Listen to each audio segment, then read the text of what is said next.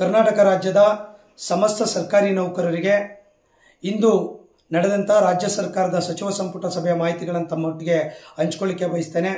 ಬಲ್ಲ ಮೂಲಗಳು ಮತ್ತೆ ಕೆಲವರು ಹೇಳಿರುವಂತ ಮಾಹಿತಿಗಳ ಪ್ರಕಾರ ಇಂದು ನಡೆದಂತ ಸಚಿವ ಸಂಪುಟ ಸಭೆಯಲ್ಲಿ ರಾಜ್ಯ 7ನೇ ವೇತನ ಆಯೋಗ ಶಿಫಾರಸು ಮಾಡಿರುವಂತ 27.50% ವೇತನ ನಿಗದಿಗೆ ರಾಜ್ಯ ಸರ್ಕಾರ ಅನುಮೋದನೆ ನೀಡಿದೆ ಎಂಬತಕ್ಕಂಥ ಮಾಹಿತಿ ಸಿಕ್ಕಿದೆ. ಹಾಗೆಯೇ 1/7/2022ರಿಂದ ಕಾಲ್ಪನಿಕವಾಗಿ ವೇತನವನ್ನ ನಿಗದಿಪಡಿಸಲು ಸಹ ಇಂದಿನ ಸಚಿವ ಸಂಪುಟ ಅನುಮೋದನೆ ನೀಡಿದೆ ಎಂಬತಕ್ಕಂಥ ಮಾಹಿತಿ ಸಿಕ್ಕಿದೆ. ಹಾಗೂ 1/4/24 ಬದಲಾಗಿ ಆರ್ಥಿಕ ಸೌಲಭ್ಯವನ್ನ 1/8/24ರಿಂದ ಜಾರಿಗೆ ಬರುವಂತೆ ಆರ್ಥಿಕ ಸೌಲಭ್ಯವನ್ನು ನೀಡಲು ಸಹ ಇಂದಿನ ಸಚಿವ ಸಂಪುಟ ಅನುಮೋದನೆ ನೀಡುವಂತ ಮಾಹಿತಿ ಕೂಡ ನಮಗೆ ಸಿಕ್ಕಿರುವಂತ ವಿಚಾರ. ಸೊ ಅದೇನೇ ಇರಲಿ, ಇಷ್ಟು ರೀತಿಯ ತೀರ್ಮಾನಗಳು ಆದಂತ ಸಂದರ್ಭದಲ್ಲಿ ಕರ್ನಾಟಕ ರಾಜ್ಯ ಸರ್ಕಾರ ಇವತ್ತಿನ ಸಚಿವ ಸಂಪುಟದಲ್ಲಿ ತೆಗೆದುಕೊಂಡಿರುವಂತಹ ತೀರ್ಮಾನ ಅತ್ಯಂತ ಸಂತೋಷವನ್ನು ತಂದಿದೆ.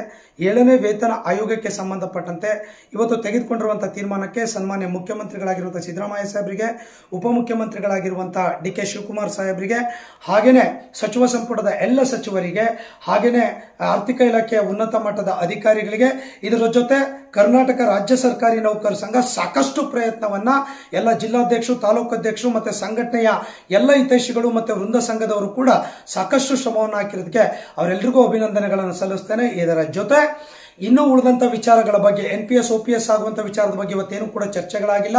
ಹಾಗೆ ರಾಜ್ಯದ ಆರೋಗ್ಯ ಯೋಜನೆ ನೌಕರಿಗೆ ಸಂಬಂಧಪಟ್ಟಂತೆ ಯಾವುದೇ ತೀರ್ಮಾನಗಳು ಇವತ್ತಿನ ಸಭೆಯಲ್ಲಿ ಆಗಿಲ್ಲ. ಈ ಎಲ್ಲ ವಿಷಯಗಳಿಗೆ ಸಂಬಂಧಪಟ್ಟಂತೆ 23ನೇ ತಾರೀಕು ರಾಜ್ಯದ ಸರ್ಕಾರಿ ನೌಕರರ ಎಲ್ಲ ವೃಂದ ಸಂಘಗಳ ಮತ್ತೆ ರಾಜ್ಯ ಕ್ಯಾಡರ್ ಅಸೋಸಿಯೇಷನ್ ಜೊತೆಗೆ ಎಕ್ಸಿಕ್ಯೂಟಿವ್ ಕಮಿಟಿ ಮೀಟಿಂಗ್ ಕೂಡ ನಾವು ಕರೆದಿದ್ದೇವೆ.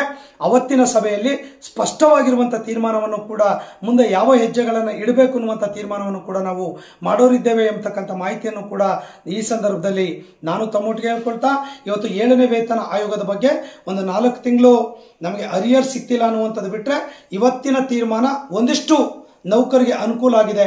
ಆ ಕಾರಣಕ್ಕಾಗಿ ಮತ್ತೊಮ್ಮೆ ರಾಜ್ಯ ಸರ್ಕಾರಕ್ಕೆ, ಮುಖ್ಯಮಂತ್ರಿಗಳಿಗೆ, ರಾಜ್ಯ ಸರ್ಕಾರಿ ನೌಕರ ಸಂಘದ 6 ಲಕ್ಷ ನೌಕರ ಪರವಾಗಿ ಅಭಿನಂದನೆಗಳನ್ನು ಸಲ್ಲಿಸ್ತೇನೆ. ಮುಂದಿನ ತೀರ್ಮಾನಗಳನ್ನು 23ನೇ ತಾರೀಕು ನಿಮ್ಮೊಟ್ಟಿಗೆ ಎಲ್ಲರ ಜೊತೆ ಕೂತ್ಕೊಂಡು ಚರ್ಚೆಗಳನ್ನು ಮಾಡಿ ಮುಂದೆ ಏನು ನಿರ್ಧಾರಗಳನ್ನು NPS ಬಗ್ಗೆ ಇರಬಹುದು, ಆರೋಗ್ಯ ಯೋಜನೆ ಬಗ್ಗೆ ಮುಂದೊಳ್ಳೆ ತೀರ್ಮಾನಗಳನ್ನು ನಾವು ತೆಗೆದುಕೊಳ್ಳಬೇಕಾಗ್ತದೆ ಅಂತಕ್ಕಂಥ ಅಂಶವನ್ನ ತಮ್ಮೊಟ್ಟಿಗೆ ಹಂಚಿಕೊಳ್ತಾ ಇವತ್ತಿನ ಸಚಿವ ಸಂಪುಟದ ನಿರ್ಧಾರಕ್ಕೆ ನಾನು ಮತ್ತೊಮ್ಮೆ ತಮಗೆ ಧನ್ಯವಾದಗಳನ್ನು ಸಲ್ಲಿಸ್ತೇನೆ. ನಮಸ್ಕಾರ.